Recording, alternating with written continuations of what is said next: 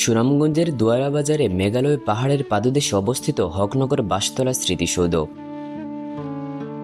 যেখানে প্রকৃতির অপরূপ সৌন্দর্যের সাথে মিশে আছে একাত্তরের আত্মত্যাগের গৌরবময় ইতিহাস। এটি কেবল একটি পর্যটন কেন্দ্র নয়, বরং মহান মুক্তিযুদ্ধের ৫ নং সেক্টরের এক জীবন্ত স্মারকভূমি। ৩ দিকে মেঘালয় পাহাড়ের সবুজ প্রাচীর, ভারত থেকে নেমে আসা নদীর স্বচ্ছ জলধারা আর পাহাড়ে ঝর্ণার কলতান স্থানটিকে এক প্রাকৃতিক লীলাভূমিতে পরিণত করেছে।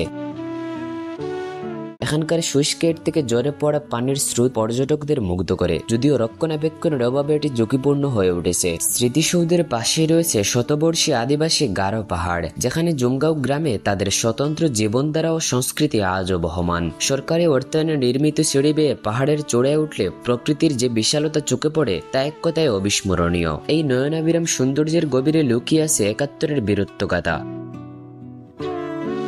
তৎকালীন এমএলএ মরহুম আব্দুল হকের অসামান্য অবদানের স্বীকৃতিস্বরূপ এলাকাবাসীর ভালোবাসায় এই অঞ্চলের নামকরণ হয় হকনগর। যুদ্ধকালীন সময়ে তার প্রতিষ্ঠিত হাসপাতালটি অগণিত মুক্তিযোদ্ধা ও সাধারণ মানুষের আশ্রয়স্থল ছিল। এখানেই সমাহিত করা হয়েছে বহু শহীদকে, যাদের স্মৃতি অম্লান করে রেখেছে এই স্মৃতিসৌধ। যোগাযোগ ব্যবস্থার কিছু উন্নতি এবং সরকারি উদ্যোগ রেস্ট হাউস ও ক্লিনিক নির্মিত হলেও গ্রামীণ সড়কের বেহাল দশা এবং পর্যটন অবকাঠামোর সম্মতি স্থানটির পূর্ণ বিকাশকে বাধাগ্রস্ত করেছে।